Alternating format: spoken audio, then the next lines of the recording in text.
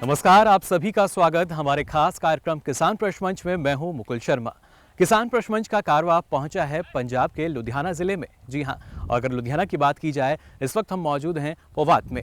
ये गांव है ऐसा जहां पर आप देख सकते हैं हमारे पीछे आपको हरे भरे खेत जो हैं वो लहलहाते नजर आ रहे होंगे। और पंजाब की अगर बात की जाती है, आप सभी जानते हैं गेहूं का कितना अच्छा उत्पादन होता है और ये जानकारी इनको कहाँ से मिलती है। जी हाँ, अगर बात की जाए लुधियाना की तो यहाँ पर है कृषि विज्ञान केंद्र समराला। अगर इस केवीके की हम बात करें, यहाँ पर ना सिर्फ जो किसान पहुँचते हैं उनको जानकारी दी जाती है, बल्कि प्रशिक्षण भी दिया जाता है।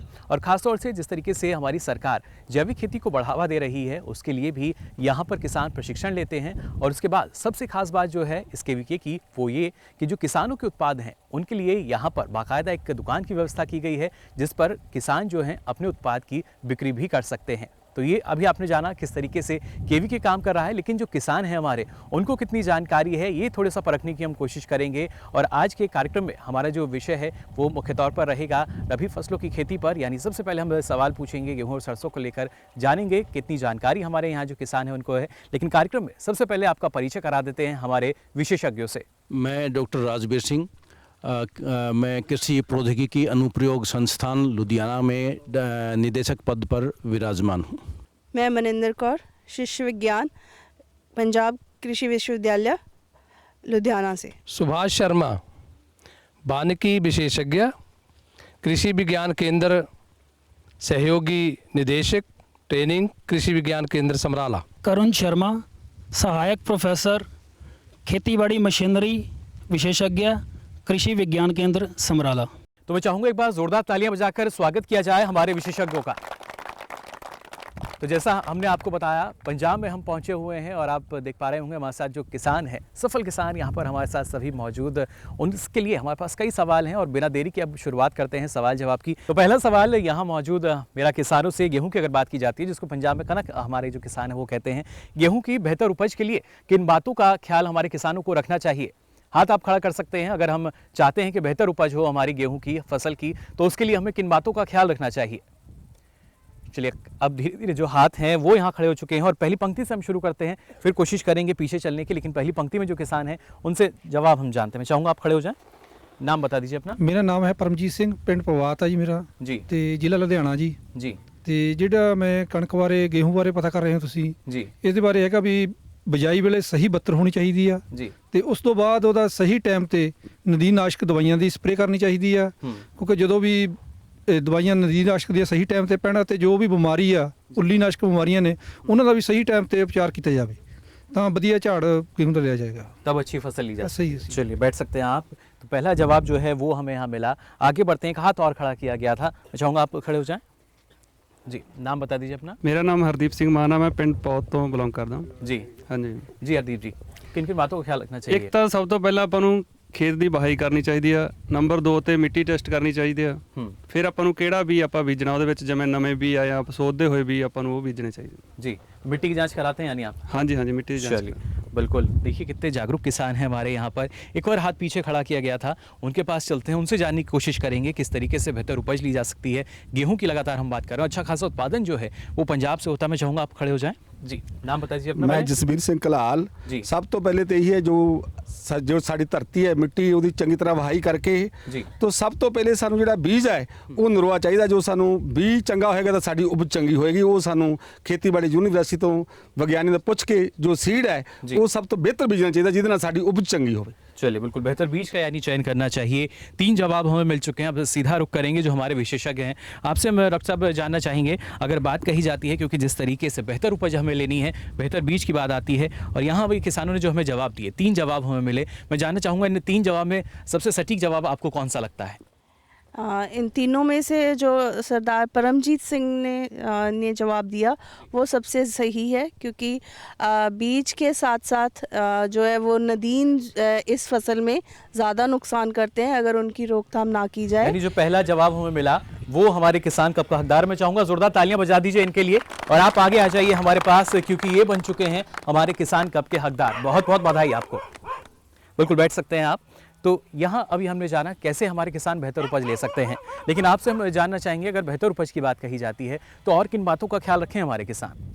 बेहतर उपज के लिए जैसे सबसे पहले हरदीप सिंह जी ने भी बताया, जसबीर सिंह जी ने भी, कि खेत की अच्छी तरह से वहाई होनी चाहिए।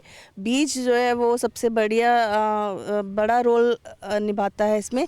उसका जो अच्छा बीज अच्छी संस्था से लेना चाहिए।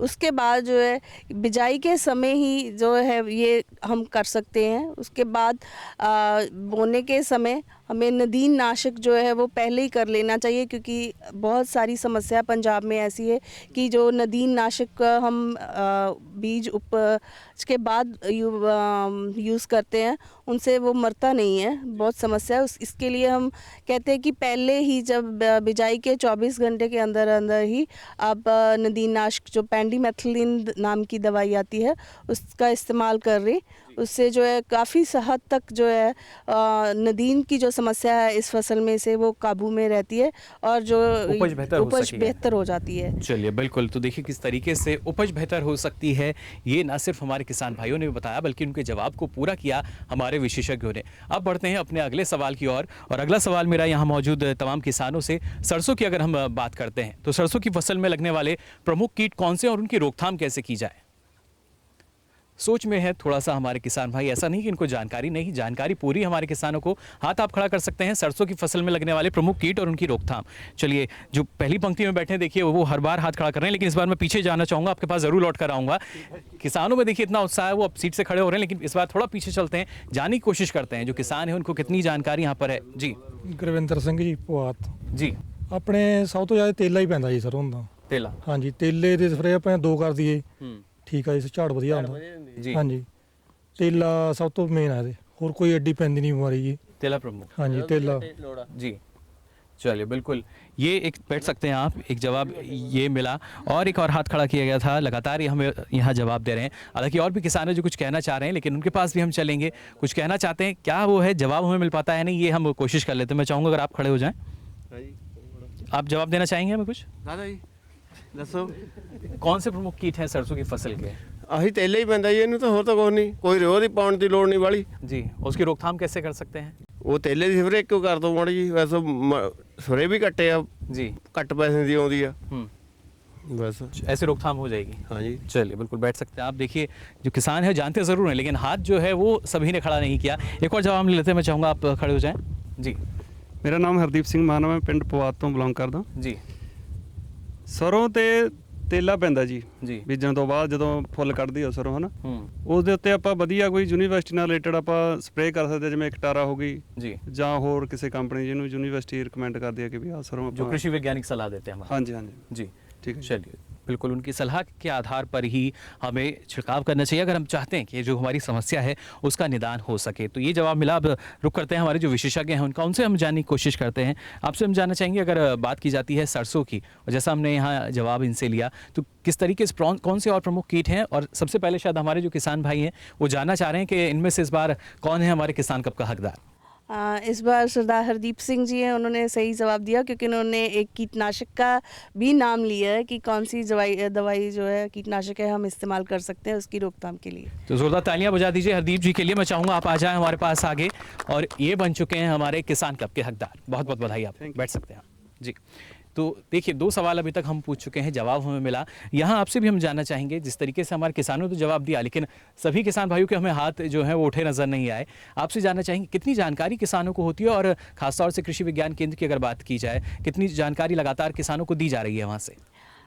कृषि विज्ञान केंद्र जो है उसका जो मेन मोटिव है वो है कि समय समय पर जो भी क्रॉप है उसके लिए उनको ट्रेन करना, उनकी सारी बिजाई से लेकर कटाई तक जो भी समस्याएं हैं उनका समाधान करना सारी।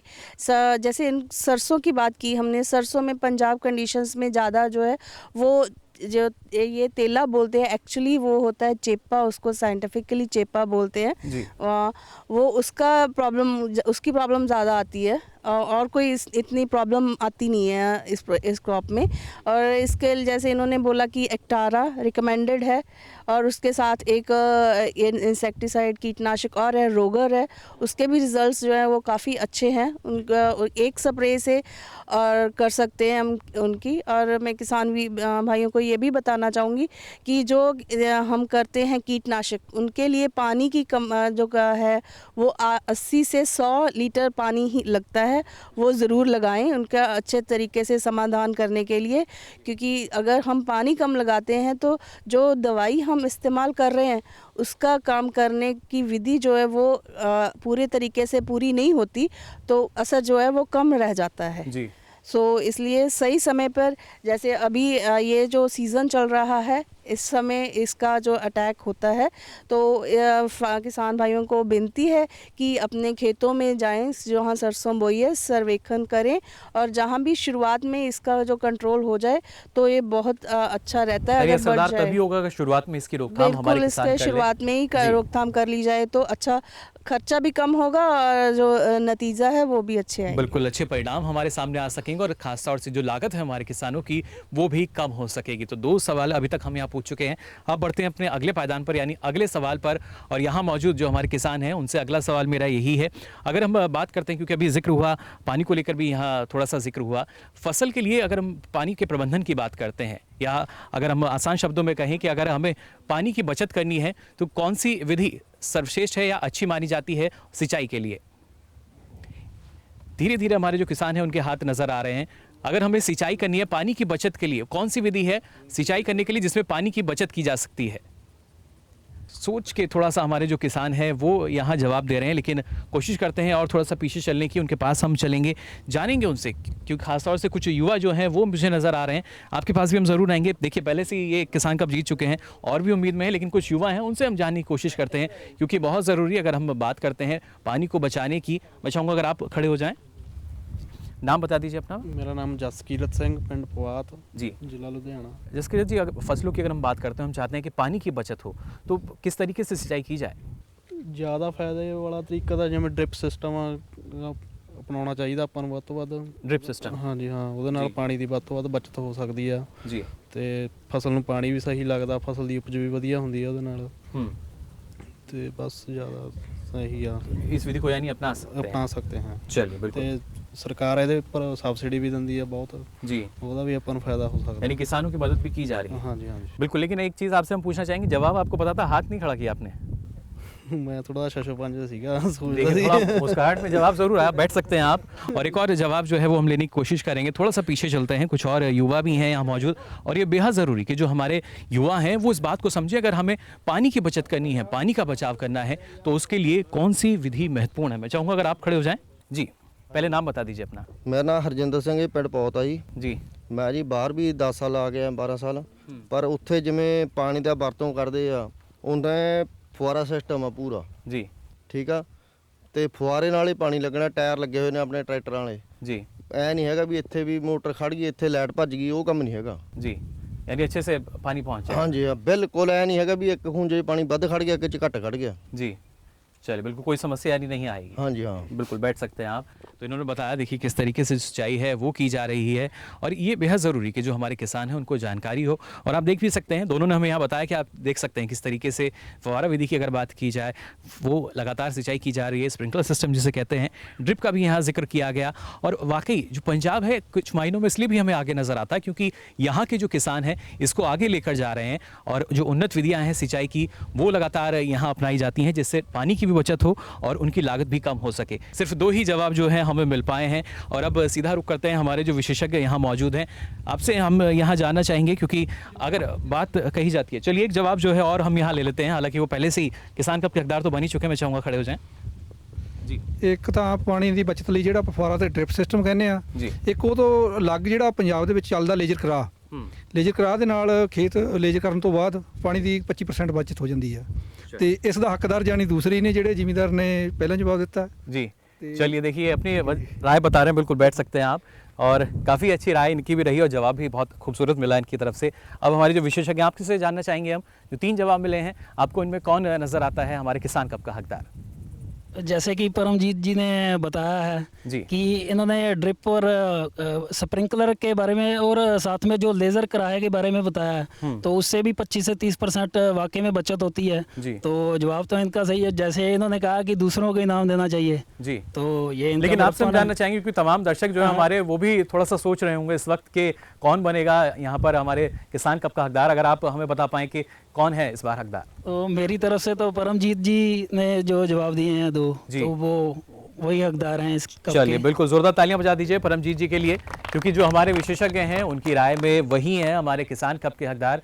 मैं चाहूँगा आप आ जाइए हमारे पास आगे, और यहाँ क्योंकि जो जानकारी है वो लगातार किसानों को है। जोरदार तालियां बजा दीजिए इनके लिए। जी बहुत बहुत बधाई आपको, बैठ सकते हैं आप जाकर। तो हम यहाँ जानने की कोशिश कर रहे थे कि अगर हमें पानी की बचत करनी है कैसे हम कर सकते हैं। आपसे हम जानना चाहेंगे, जो किसानों ने जवाब तो दिया हमें, लेकिन फिर भी हमने देखा कुछ जानकारी की कमी हमें नज़र आती है। हालांकि शायद संकोच भी कुछ रहता है किसानों को, लेकिन और किस तरीके से जानकारी दी जा रही है किसानों को जो हमारी नई सिंचाई पद्धतियाँ हैं उनके बारे में। देखिए, जो पंजाब में जो दो मुख्य फसलें हैं, एक तो धान है, एक गेहूं है। और धान हम सभी जानते हैं कि सबसे ज़्यादा पानी कंजम्पशन जो धान में ही होता है। तो सबसे पहले धान की बिजाई करने से पहले हमें लेज़र लेवलर से खेत को लेवल कर लेना चाहिए, जिससे कि तकरीबन 25 से 30% पानी की बचत हो जाती है। और उसके बाद हमें एक जो हम रोटरी पडलिंग करते हैं, जिसको हम कद्दू कहते हैं, तो कद्दू की तरफ ना जाते हुए अगर हम बासमती और राइस की सीधी बिजाई करें तो उससे तकरीबन 35 से 40% पानी की बचत की जा सकती है।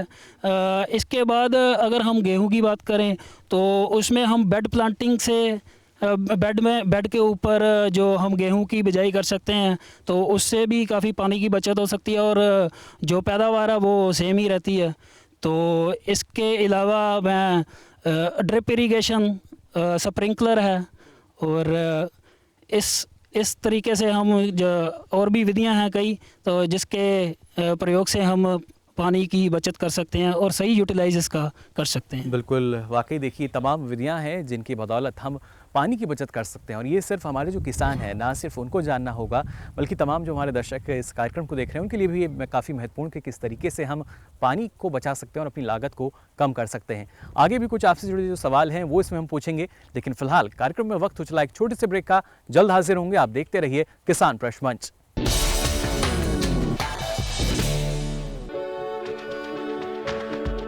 सुंदर रूप रंग आकार दे, स्वप्न करें साकार। स्वच्छ रख पंचतत्व को, धरा का करे विकास।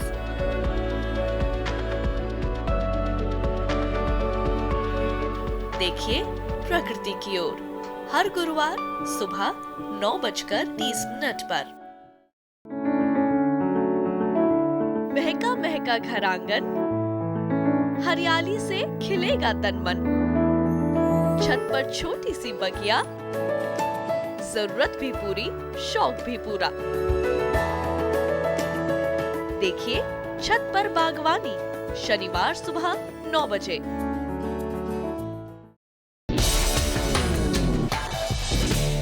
तो ब्रेक के बाद आप सभी का एक बार फिर स्वागत किसान प्रश्न मंच में। जैसा हमने आपको बताया, हम पहुंचे हुए हैं पंजाब के लुधियाना में, और ये गांव है पवा, जहां पे लगातार हमारे किसान हमारे सवालों के जवाब दे रहे हैं। साथ ही उस जवाब को पूरा करने के लिए हमारे जो विशेषज्ञ हैं ना सिर्फ जानकारी को पूरा कर रहे हैं, बल्कि यहाँ पर कौन है किसान कप के हकदार वो भी आप देख पा रहे हैं। अब बढ़ते हैं अपने अगले सवाल की ओर, और अगला सवाल मैं उम्मीद कर रहा हूँ कि शायद अधिकतर जो किसान हैं उनके हाथ जो है मेरे को ऊपर नजर आएंगे, यानी जो हाथ है वो उठते हुए नजर आएंगे। अगला सवाल यही है, अगर गेहूँ की फसल की हम बात करते हैं, जिसको कनक आप लोग कहते हैं, गेहूं में अगर मैग्नीज की कमी है तो उसके लक्षण क्या है और उसको दूर कैसे किया जा सकता है।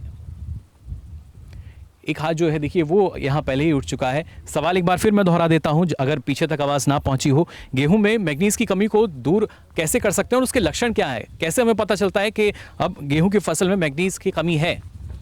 एक हाथ फिलहाल खड़ा हुआ है, पहले यहाँ जवाब लेते हैं, फिर कोशिश करेंगे पीछे भी जाने की, वहाँ लोगों से जानने की हम कोशिश करेंगे। मैं चाहूँगा आप खड़े हो जाएँ जी। नाम बता दीजिए पहले अपना। मैं इंद्रजीत सिंह पिंड पवार तो ਜ਼ਿਲ੍ਹਾ ਲੁਧਿਆਣੇ ਤੋਂ ਬੋਲ ਰਹਾ ਹਾਂ जी इंद्रजीत जी। गेहूं ਦੇ ਵਿੱਚ ਮੇਨ ਆ ਵੀ ਉਹਦੇ ਪੱਤੇ ਜਿਹੜੇ ਪੀਲੇ ਪੈ ਜਾਂਦੇ ਨੇ, पत्ते पीले पड़ने लगते ਪੱਤੇ ਪੀਲੇ ਪੜ ਜਾਂਦੇ ਜੀ। ਉਹਨੂੰ ਮੈਗਨੀਸ ਦੀ ਸਪਰੇਅ ਕਰਨੀ ਪੈਂਦੀ ਆ। ਹੁਣ 2 ਸਪਰੇਆਂ ਕਰ ਦੋ ਉਹ ਠੀਕ ਹੋ ਜਾਂਦਾ। ਰੇਤਲੀਆਂ ਜ਼ਮੀਨਾਂ ਦੇ ਵਿੱਚ ਸਭ ਤੋਂ ਜ਼ਿਆਦਾ ਇਹਦੀ ਘਾਟ ਆਉਂਦੀ ਆ जी।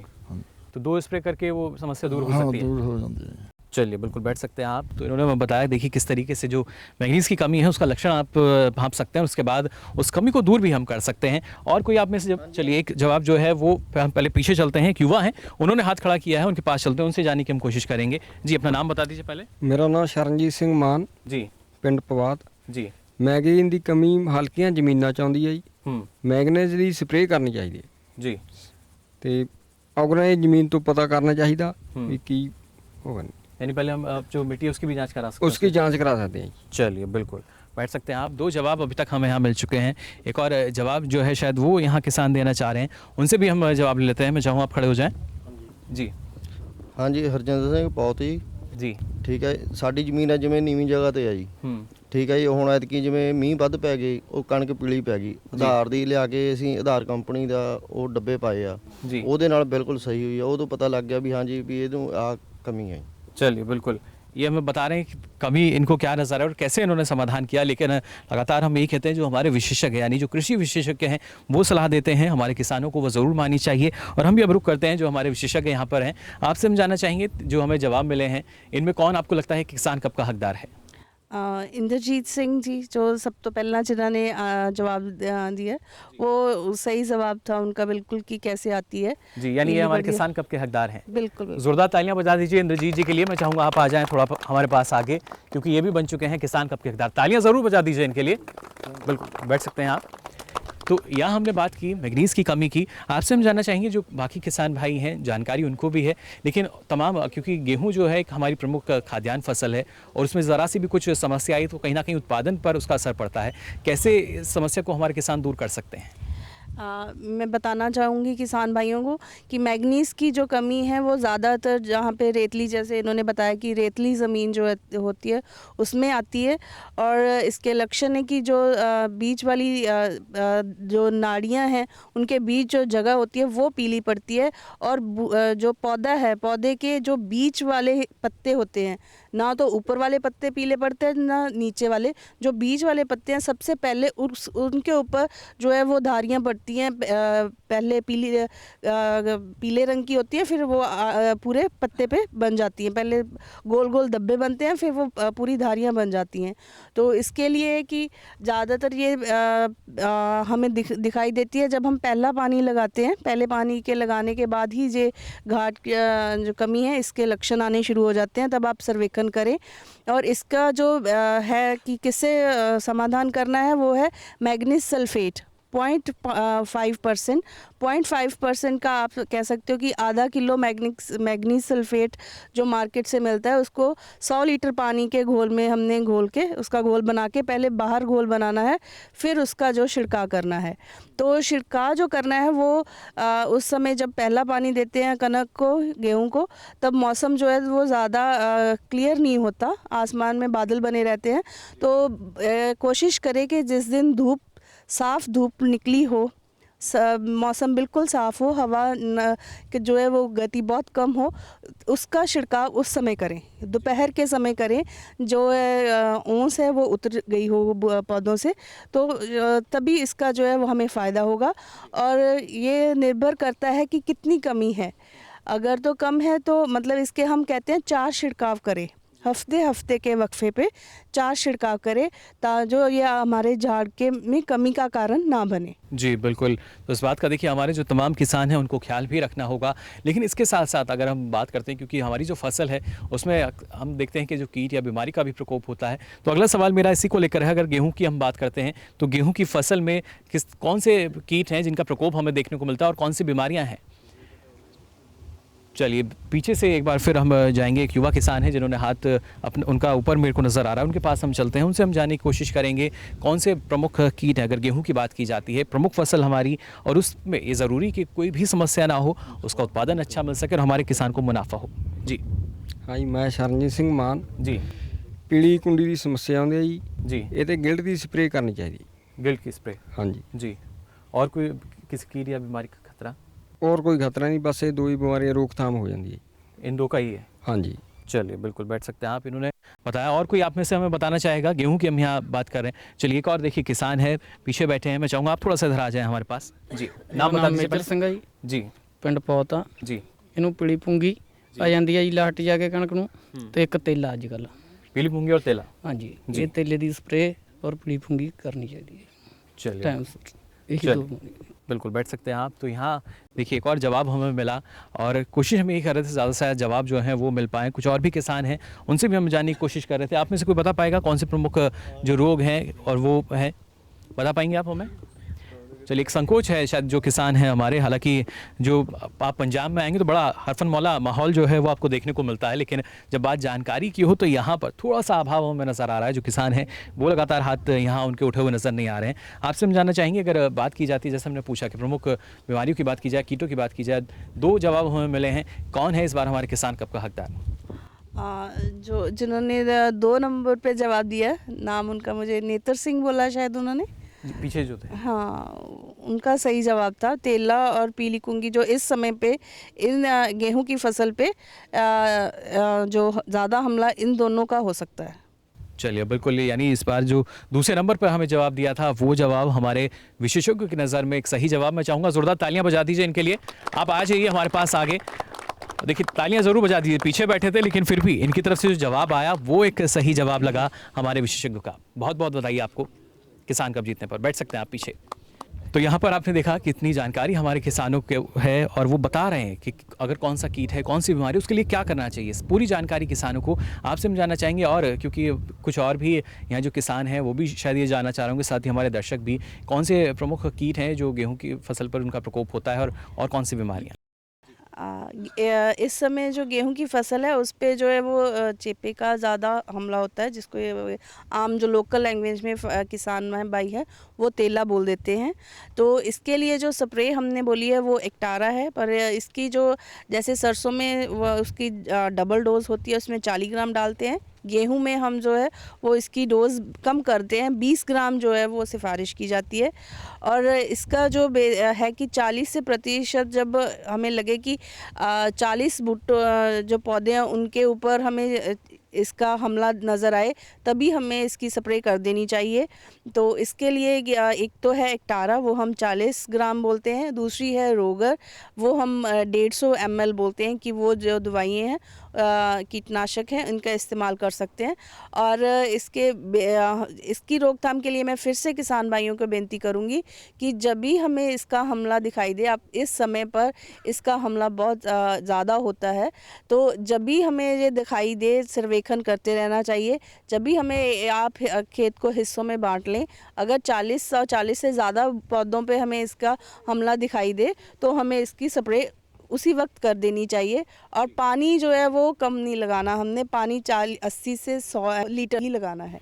चलिए, बिल्कुल, तो ये मात्रा का देखिए जो ख्याल है ये रखना बेहद ज़रूरी, और तमाम सावधानी जो है वो हमारे किसान भाइयों को रखनी होगी जिससे बेहतर उपज हो सके। अब बढ़ते हैं अपने अगले सवाल की ओर। अगला सवाल है यहाँ मौजूद किसान भाइयों से।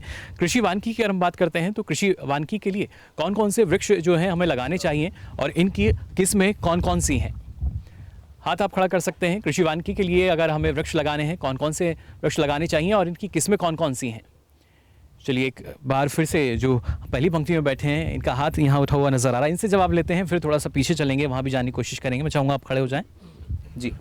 ਇੰਦਰਜੀਤ ਸਿੰਘ ਪਿੰਡ ਪ੍ਰਭਾਤ ਤੋਂ ਜ਼ਿਲ੍ਹਾ ਲੁਧਿਆਣਾ ਤੋਂ ਜੀ। ਸਭ ਤੋਂ ਪਹਿਲਾਂ ਤਾਂ ਪਾਪਰ ਰੋਡ ਲਾਉਣਾ ਚਾਹੀਦਾ ਜੀ ਤੇ ਸਫੈਦਾ ਯੂਕਲਿਪਟਸ ਜਿਹਨੂੰ ਕਹਿ ਲੈਂਦੇ ਆ ਇਹ ਲਾਉਣਾ ਚਾਹੀਦਾ ਜੀ। ਬਾਕੀ ਜਿਹੜੇ ਆਮ ਮੋਟਰਾਂ ਦੇ ਤਾਂ ਫਲਦਾਰ ਬੂਟੇ ਥੋੜੇ ਥੋੜੇ ਲਾਉਣੇ ਆ ਅਸੀਂ, ਉਹ ਲਾਉਣੇ ਜਾने लार्ज स्केल पे ही तो लगते हैं, बड़े पैमाने पर यही।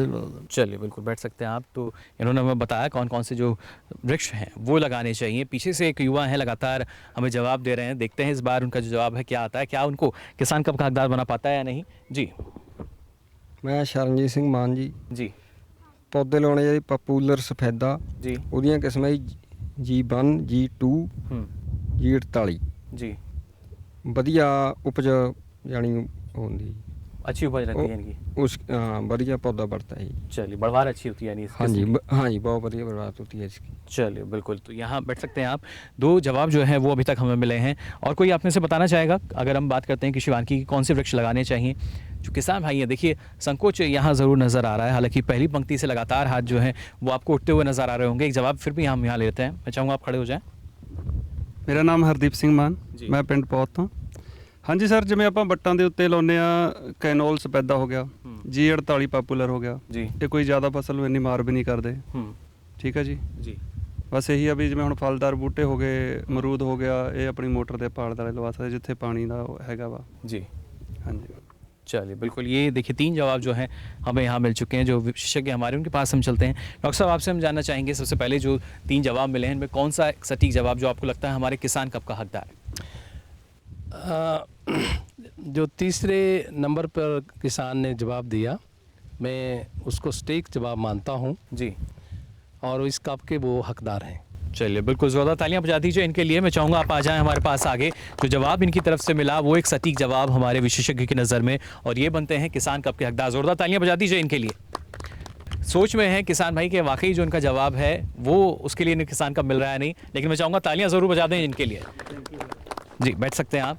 तो कृषि वानिकी की जब बात कही जाती है और हमारे जो किसान हैं, ये भी माना जा रहा है क्योंकि सरकार की ये सोच है कि 2022 तक किसानों की आय को दोगुना किया जा सके, और कृषि वानिकी के ज़रिए भी किसान ये सोचते हैं कि उनकी आमदनी जो है कुछ बढ़ सके। डॉक्टर साहब, आपसे हम जानना चाहेंगे और कौन से जो वृक्ष हैं वो हमारे किसान लगा सकते हैं, और खासतौर से उनकी किस्में हैं, क्योंकि बढ़वार जो है वो बेहद ज़रूरी होती है और वो किस्मों पर कहीं ना कहीं निर्भर करती है। जैसे कि विदित है कि वृक्षों का वातावरण शुद्धि के लिए, समृद्धि के लिए बहुत ही बड़ा महत्व है जी। उसको समक्ष रखते हुए ये बहुत ज़रूरी है कि हम ज़्यादा से ज़्यादा वृक्ष लगाएं।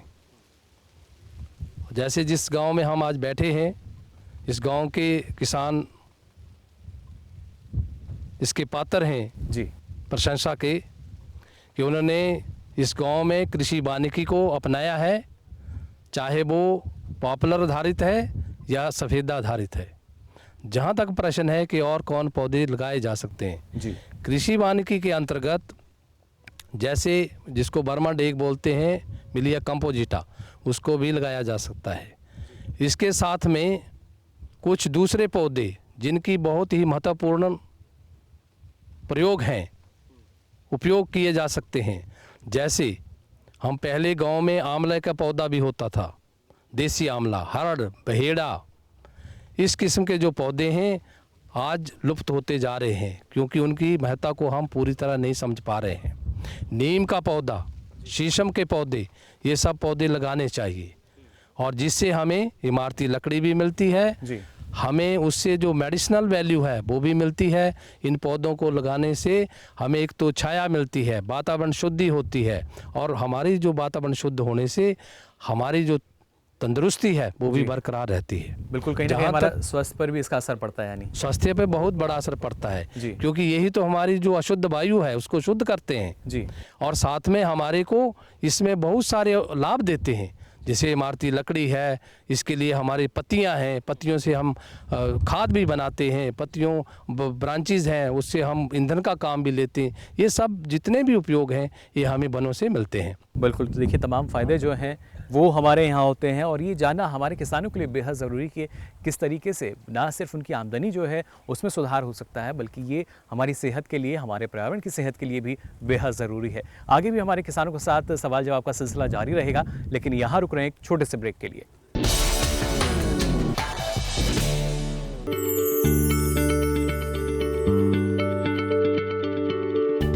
क्या आप किसी बीमारी से परेशान हैं?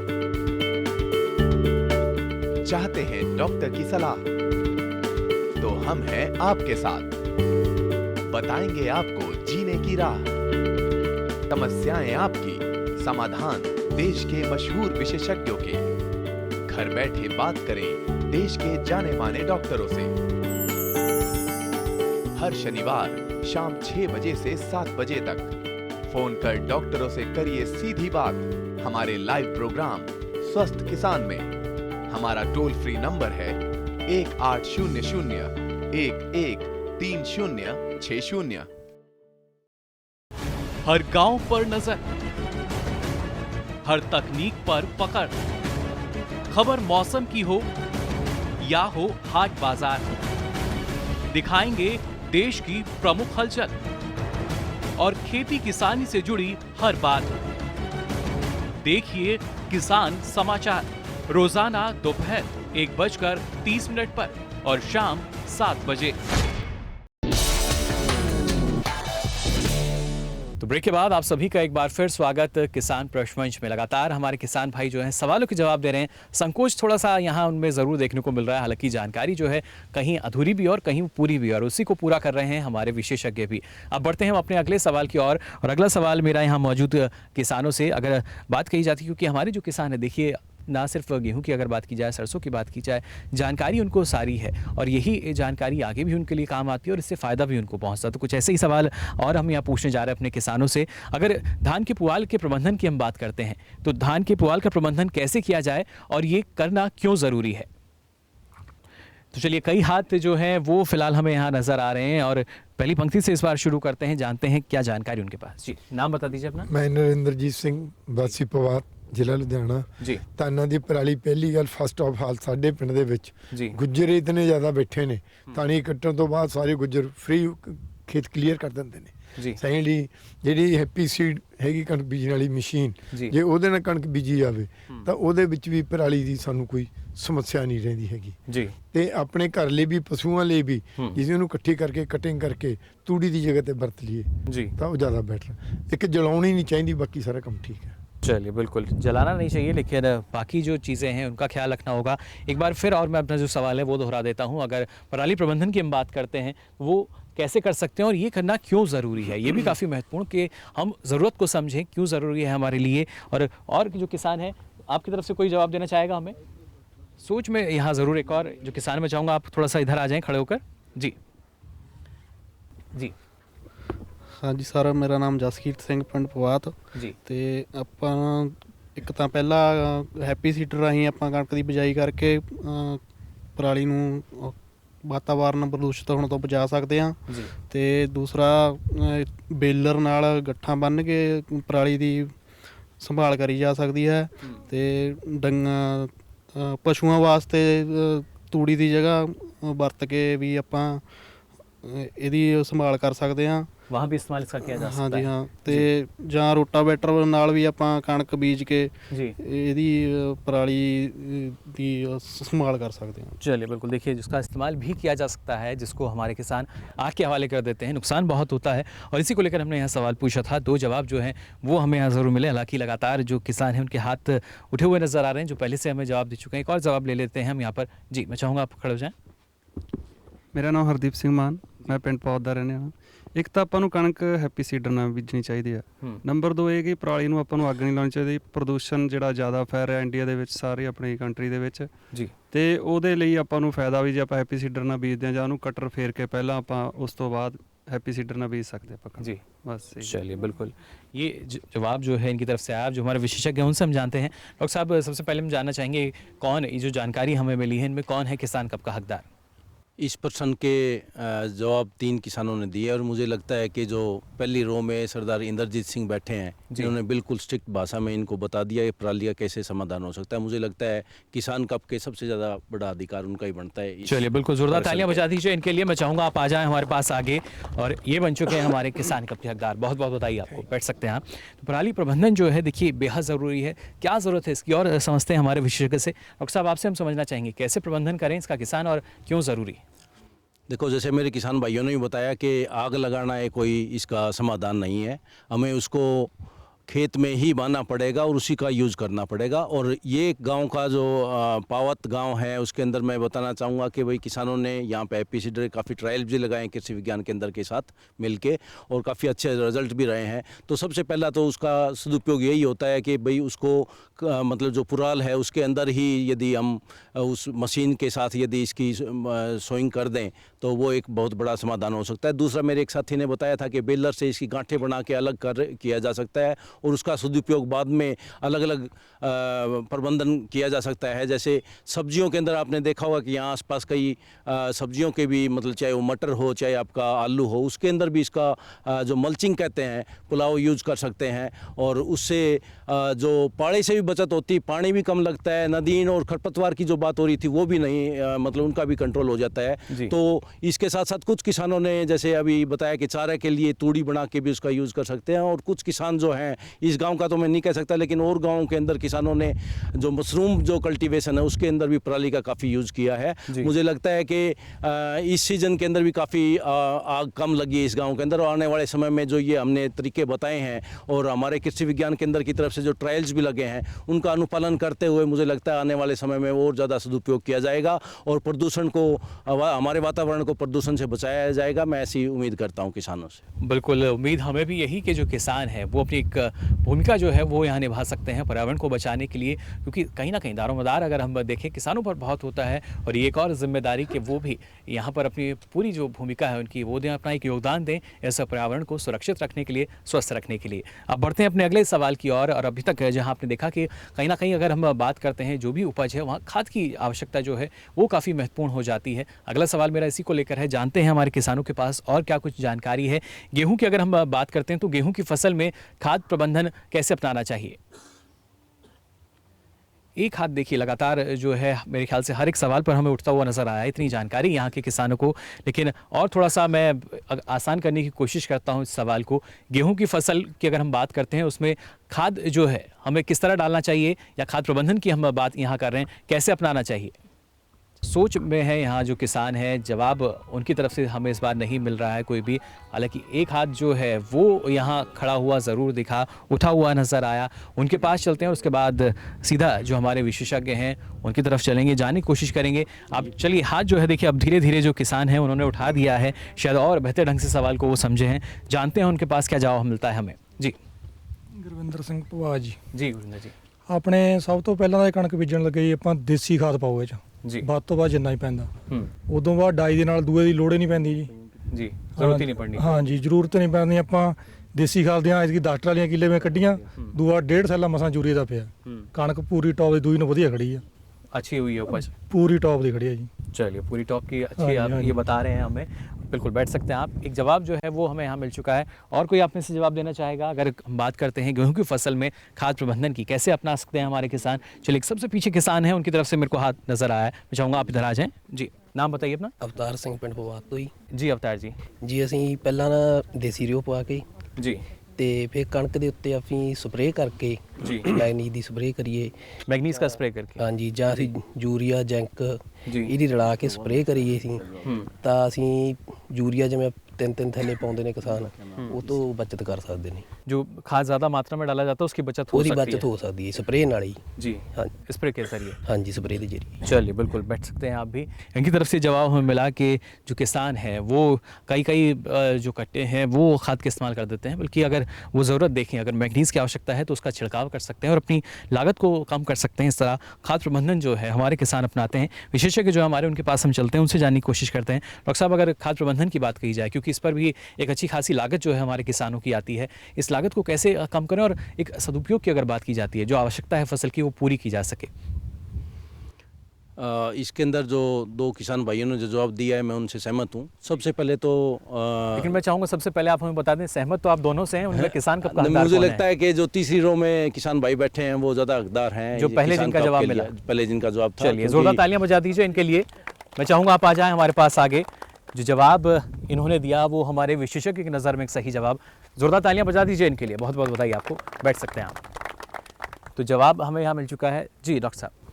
जैसा कि आप जानते हैं, अच्छी फसल लेने के लिए कणक के अंदर फर्टिलाइज़र मैनेजमेंट, जिसको आप खाद का प्रबंधन कहते हैं, वो बहुत ही ज़रूरी है। और जैसे मेरे किसान भाई ने जिनको अवार्ड भी मिला है, कप मिला है इसके ऊपर, मैं ये सभी किसान भाइयों को बताना चाहता हूँ कि FYM, जिसको हम रूढ़ी खाद कहते हैं, उसका ज़रूर प्रयोग करें। 10 टन प्रति एकड़ के हिसाब से उसकी डोज जो है वो सिफारिश की गई है उसकी। उसके साथ साथ इस एरिया के अंदर सबसे पहले तो खाद का प्रबंधन के अंदर सबसे ज़्यादा ज़रूरी जो चीज़ है वो है सोइल की उसकी मिट्टी की जांच करवानी। जांच करवाने से ये पता लग जाता है कि उसके अंदर क्या स्टेटस है। तो उसके बेस के ऊपर जो यहाँ की सिफारिशें हैं, यूनिवर्सिटी ने जो सिफारिश दी है, उसके अंदर नाइट्रोजन जो है यूरिया 110 किलो प्रति एकड़ के हिसाब से, और उसकी 2 स्प्लिट के अंदर डालना होता है, पहली इरिगेशन के बाद और दूसरी सिंचाई के बाद डालना होता है। और जो फास्फोरस की 50 किलो फास्फोरस की सिफारिश की गई है, जो सोइंग के टाइम मतलब डाली जाती है। और पोटास की जो बात आती है वो सोइल टेस्ट के बेस के ऊपर सिफारिश की जाती है। तो मुझे लगता है कि ये इसका इंटीग्रेटेड प्रयोग किया जाए तो ज़्यादा मतलब हमारे खर्चे भी बचाए जा सकते हैं। और जो मिट्टी का जो प्रशिक्षण है उसके बेस के ऊपर यदि हम फर्टिलाइज़र का एप्लीकेशन करें तो उसके अंदर हम हमारी पैसे भी बचा सकते हैं, अच्छी तरह से उपयोग करें। बिल्कुल बेहतर ढंग से जो लागत है हमारी उसकी हम बचत कर सकते हैं और जो खर्च है हमारा देखिए वो कम हो सकता है अगर हमारे किसानों के पास सही जानकारी है। और वही जानकारी ना सिर्फ इस मंच के ज़रिए बल्कि जो हमारे कृषि वैज्ञानिक हैं लगातार वो देते हैं हमारे किसानों को, जिससे उनकी लागत कम और ज़्यादा फ़ायदा जो है वो हमारे किसानों को मिल सके। जो सवाल जवाब हैं वो अभी तक आपने देखे और अब यहाँ मैं आप सभी को मौका दे रहा हूँ, अगर आपकी कुछ समस्या है तो आप हमारे जो कृषि विशेषज्ञ हैं, वैज्ञानिक हैं, वो आज आपके सामने हैं, आप उनके साथ साझा कर सकते हैं। अगर आपकी कोई समस्या है मैं आपके पास पहुँचूंगा, क्योंकि ये मंच किसानों का है जिसका नाम किसान प्रश्न मंच है, इसलिए मौका हम यहाँ किसानों को देते हैं कि वो हमारे जो विशेषज्ञ हैं, कृषि वैज्ञानिक हैं, उनसे कुछ सवाल पूछ सकें, अपनी समस्या को साझा कर सकें। जी डॉक्टर साहब, मेरी सारे पहला मैं नरेंद्रजीत सिंह बसीपुर बोल रहा जी। डॉक्टर साहब मैं थोनू गल करनी चाहना, पिछले साल अमरूद की फसल टोटली ही 100% 80-90% भी नहीं, सुंडी के कारण कीड़ा कैसा कीड़ा पैंदा रहा, सारे अमरूद गल गए। सैकंडली अंबां की प्रॉब्लम, अंबां की मैक्सीमम 10-15% फसल मसां ही सिरे चढ़ती है, कई बूटियां नूं तां फल लगता ही नहीं है। अरे दोने फसलां ऐसियां ने, फ्रूट ऐसे ने जिहड़े कि हर एक जिमीदार ने अपनी मोटर ते लाए हुए ने, ते हर एक जिमीदार दे अंब भी लाया होया ते अमरूद भी लाए हुए ने, ते होर फ्रूट तां हुण जिवें एक तीसरी गल हो, जिवें तुसीं अपना प्यों तो तैयार करदे होगे बूटे, जामण तां आ गई आ ते हो अगे उहदा रिजल्ट देखांगे। कटल दा बूटा भी जे किते ग्राफ्टेड आ जाए मार्केट विच वो ज़्यादा बैटर है, क्योंकि कटल दे विच बहुत ही ज़्यादा इन्नी वधिया सब्जी बनाउण लई तत्त ने जो कि आम गरीब बंदा इन्ना कॉस्टली भी इन्ना नहीं लै सकदा। जे ये तीन चीज़ों बारे मेरी प्लीज़। चलिए बिल्कुल, यहाँ कुछ समस्या है जो हमारी निकल कर आई, मैं चाहूँगा अगर डॉक्टर साहब आपकी तरफ से जवाब आए। जिवें सरदार नरेंद्रजीत सिंह जी ने सवाल किया कि अमरूदां दी फसल जिहड़ी है वो सारी दी सारी खराब हो जाती है, खास करके जिहड़ा साडा बरसाती अमरूद हुंदा है ਉਹਦੇ ਵਿੱਚ ਜਿਹੜੇ फ्रूट फ्लाई है ਕਹਿੰਦੇ ਆ इस कीड़े ਨੂੰ, ਇਹ फ्रूट फ्लाई ਹੁੰਦੀ ਹੈ। ਇਹ ਆਪਣੀਆਂ ਸਬਜ਼ੀਆਂ ਜਿਵੇਂ ਕੱਦੂ ਜਾਤੀ ਦੀਆਂ ਸਬਜ਼ੀਆਂ ਉਹਦੇ ਵਿੱਚ ਵੀ ਜਦੋਂ ਡਸਦੀ ਹੈ ਤੇ ਉਹਨਾਂ ਨੂੰ ਗਲ ਦਿੰਦੀ ਆ, ਤੇ ਉਹਦੇ ਨਾਲ ਜਿਹੜੇ ਆ ਅਮਰੂਦ ਦੇ ਵਿੱਚ ਖਾਸ ਕਰਕੇ ਬਰਸਾਤੀ ਜਿਹੜਾ ਉਹ ਸਾਰਾ ਹੀ ਖਰਾਬ ਹੋ ਜਾਂਦਾ।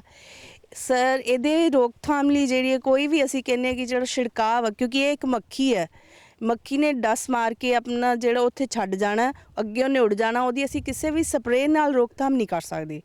ਇਹਦੇ ਲਈ PAU ਵੱਲੋਂ, ਪੰਜਾਬ ਖੇਤੀਬਾੜੀ यूनिवर्सिटी ਵੱਲੋਂ की तरफ से फ्रूट फ्लाई ट्रैप जो है वो एक बॉटल की है, उसमें केमिकल होता है, वो इसकी रोकथाम के लिए हम सिफारिश करते हैं। पर उसका लगाने का समय है जब फल पड़ने से पहले, जब फूल पड़ते हैं, जब फूल पे आती है फसल हमारी अमरूद की, तब इसको लगाना है। वो समय है अप्रैल में। अप्रैल के महीने में हमें वो जो कृषि विज्ञान केंद्र समराला है वहाँ से भी ये मिल जाती है ट्रैप, नहीं तो आप यूनिवर्सिटी के जो है फल विभाग है उससे संपर्क कर ले, वहाँ से आपको मिल जाती है। इसका सिर्फ जो अमरूद की फसल का इस जो मक्खी का समाधान सिर्फ और सिर्फ वो फ्रूट फ्लाई ट्रैप से ही हो जाता है। और आपने जो दूसरा पूछा है कि आम की फसल में, आम में जो दो ज़्यादा प्रॉब्लम आती है, एक तो गुच्छे से बन जाते हैं, ठीक है, और एक उस पर वो भी डस्ट के जो वो है वो बैक्टीरिया होता है, उसका जो है NNA जो केमिकल होता है उससे हम उसका छिड़काव करके, वो बहुत ही कम क्वांटिटी में होता है, उसका हम उससे उसका समाधान कर सकते हैं। आप समय से वो भी होता है जब फल पड़ने से पहले ही उसका स्प्रे करना पड़ता है। आप उसका जो है वो कृषि विज्ञान केंद्र में यहाँ समराला में है मैडम, उनसे आप फ़ोन पे पूछ सकते हैं, वो आपको मिल जाएगा। उसके आप समाधान सब, क्योंकि फलों में ज़्यादातर समस्या जो है वो पहले ही कंट्रोल की जाती है जी, क्योंकि पौधा है ऊंचा होता है, स्प्रे करना मुश्किल हो जाती है। उसके जितने भी हैं हम पहले समाधान कर लें तो हमें अच्छे नतीजे मिलते हैं। बिल्कुल, पहले से ही अगर समाधान हम करेंगे तो नतीजे अच्छे मिल सकते हैं। ग्राफ्टेड कटल ਉਹਦੇ ਜਿਹੜੀ ਨਹੀਂ ਰਿਸਰਚ ਜੋ ਹੈ ਉਹ ਚੱਲ ਰਹੀ ਹੈ। ਹੋ ਸਕਦਾ ਹੈ ਮਤਲਬ 1-2 ਸਾਲ ਦੇ ਵਿੱਚ ਜਿਹੜੀ ਨਵੀਂ ਕਿਸਮ ਹੈ ਉਹ ਤੇ ਨਵੀਂ ग्राफ्टेड किस्म ही आएगी, ਉਹਦੇ ਨਾਲ ਹੀ ਉਹਦਾ जो है परिणाम अच्छे मिलेंगे। बिल्कुल, लगातार नए नए अनुसंधान और जो शोध हैं देखिए वो हमारे कृषि वैज्ञानिक लगे हुए हैं सिर्फ किसान हितों के लिए, यानी जो हमारे किसान हैं उनको कुछ मदद मिल सके, फ़ायदा उनको हो सके। आप भी और कोई पूछना चाहेगा आप में से कोई सवाल हमारे जो वैज्ञानिक हैं यहाँ पर? जी चलिए, एक और जो सवाल है वो हम यहाँ ले लेते हैं। जी ਮੇਰਾ ਸਵਾਲ ਆ ਮੈਡਮ ਜੀ ਵੀ ਸਾਡਾ ਏਰੀਆ ਜਿਹੜਾ ਪਹਾੜੀ ਏਰੀਏ ਦੇ ਨੇੜੇ ਪੈ ਜਾਂਦਾ, ਇੱਥੇ ਜ਼ਿਆਦਾ ਸਮੱਸਿਆ ਆਉਂਦੀ ਹੈ ਸਾਡੇ ਜ਼ਿਮੀਂਦਾਰਾਂ ਨੂੰ ਪੀਲੀ ਕੁੰਗੀ ਦੀ, ਤੇ ਪੀਲੀ ਕੁੰਗੀ ਦੇ ਬਾਰੇ ਜਾਣਕਾਰੀ ਦਿੱਤੀ ਜਾਵੇ ਸਾਡੇ ਜ਼ਿਮੀਂਦਾਰ ਭਰਾਵਾਂ ਨੂੰ, ਅਤੇ ਉਸ ਦੇ ਰੋਕਥਾਮ ਲਈ ਕਿਹੜੀਆਂ ਦਵਾਈਆਂ ਵਰਤੀਆਂ ਜਾ ਸਕਦੀਆਂ ਉਹਦੇ ਬਾਰੇ ਵੀ ਜਾਣਕਾਰੀ ਦਿੱਤੀ ਜਾਵੇ। जी बिल्कुल, बहुत ही सही प्रश्न आपने पूछा परमजीत जी। इस समय जो ये मौसम चल रहा है, इस समय की थोड़ी सी ठंड है, धूप भी है, बहुत ही पीली कुंगी के हमले के लिए अच्छा मौसम होता है, वो बहुत ज़्यादा बढ़ती है। इसके लिए सबसे पहले जो है रोज़ जो है हमने अपने सर्वेक्षण करना बहुत ज़रूरी है, क्योंकि इसको जब भी ये शुरुआत होती है तभी हम इसकी रोकथाम कर लें तो हमें अच्छे परिणाम मिलते हैं। इसकी जो पहचान है, एक तो ज़्यादातर किसान मैग्नीज़ की जो कमी के लक्षण होते हैं उनसे सुमेल खाने की वजह से वो कंफ्यूज हो जाते हैं कि शायद तभी आ गई, पर इसके सबसे पहली निशानी है इसके ऊपर हल्दी जैसा पाउडर जो रहता है, पत्तों के पीले होने के साथ साथ हल्दी जैसा पाउडर भी आपको पत्तों पे दिखाई देगा, और वो दूर से ही दिखाई दे जाता है कि उसके ऊपर पाउडर है। जहाँ भी आपको वो दिख गया शुरुआत में, आपने उसकी शुरुआत में ही रोकथाम करनी है। जितना भी एरिया आपको नज़र आता है उसके ज़्यादातर ये साइड से, बन्नों के खेत की साइड से जो है वो अंदर को बढ़ती है, तो जहाँ पे शुरुआत हुई वहाँ से ही हमने सबसे पहले कंट्रोल करना है। वो वहाँ पे हमने जो पौधे हैं उनको अच्छी तरीके से उसके ऊपर स्प्रे करनी है, जैसे कह दो कि अपने पौधों को नहला देना है, ड्रेंचिंग कहते हैं उसको, हमने उसको करनी है। फिर उसके और करने की विधि ये है, वहाँ से नहीं शुरू करना जहाँ पे आपको बीमारी दिखाई दी, हमने उसकी उल्ट जगह से करना है, क्योंकि वो जो पाउडर है वो जहाँ जहाँ आपके अगर कपड़ों के साथ लगेगा वो आगे आगे लगता जाएगा, फैलता जाए। जैसे छूत का रोग होता है वैसे ही ये बीमारी है, वो आगे बढ़ जाती है। इसलिए हमें पहले जहाँ नहीं है वहाँ से स्प्रे कर देनी है, और आखिर पे आके जहाँ पे ज़्यादा समस्या है वहाँ पे उसके अच्छे तरीके से जो है वो दवाई का छिड़काव करना है। यानी जहाँ ज़रूरत हो वहाँ पर उसकी आवश्यकता के अनुसार, ज़रूरत के अनुसार हमारे किसानों को छिड़काव करना होगा। और यही पूरी जानकारी अगर हमारे किसान रखते हैं तो ज़ाहिर तौर पर उनकी जो फसलें हैं उसका बेहतर उत्पादन वो ले सकेंगे, जिससे उनको मुनाफा भी अच्छा हो सकेगा। एक बात मैं और कहना चाहूँगी कि इसके लिए जो पानी जो दवाई है, जो उल्लीनाशक दवाई है, वो प्रोपिकोनाजोल टिल्ट के नाम से हम सब जानते हैं, वो 200 ml है डोज उसकी, और उसके साथ पानी की जो मिकदार है वो 200 लीटर की है जी। 200 लीटर वो पानी लगना बहुत ज़रूरी है, क्योंकि इसका काम असली पानी के साथ ही निर्भर करता है। जितना ज़्यादा पानी हम लगाएंगे तो हम ज़्यादा क्यों कह देते हैं कि असर नहीं किया, कि हम पानी पूरा नहीं लगाते। हमें यही प्रॉब्लम आती है कि किसान भाई पानी कम लगाते हैं इस दवाई के लिए। इस दवाई के ये हुई टिल्ट हुई या फॉलिकर भी हम कर सकते हैं, पर इन दोनों दवाइयों के साथ हमें पानी 200 लीटर ही लगाना चाहिए। बिल्कुल, यानी ये जो मात्रा है इसका ख्याल रखना बेहद ज़रूरी है हमारे किसानों को। और आज भी हम यही उम्मीद करते हैं कि जो पूरी जानकारी, ना सिर्फ मात्रा बल्कि तमाम जो बातें हमने आज कुछ सवाल जवाब के ज़रिए जो यहाँ पर चर्चा की है उसका फ़ायदा हमारे किसानों को ज़रूर होगा। लेकिन यहाँ क्योंकि वक्त हो चला आपसे विदा लेने का, लेकिन मैं चाहूँगा एक बार ज़ोरदार तालियां बजाकर शुक्रिया करा जाए हमारे जो आज विशेषज्ञ कृषि वैज्ञानिक आप लोगों के बीच रहे, और खासतौर से एक बार जोरदार तालियां आप सभी के लिए भी, क्योंकि कीमती समय जो है हमारे किसानों ने दिया, उसके साथ साथ जवाब भी हमें दिए। और हमारे दर्शकों की अगर बात की जाए, उम्मीद हम यही करते हैं कि आज भी आपको जो जानकारी मिली है कहीं ना कहीं आप उससे लाभान्वित होंगे और उस जानकारी को अपनाएंगे भी, जिससे आपको मुनाफा मिल सके। फिलहाल के लिए किसान प्रश्न मंच की पूरी टीम को दीजिए इजाज़त। नमस्कार।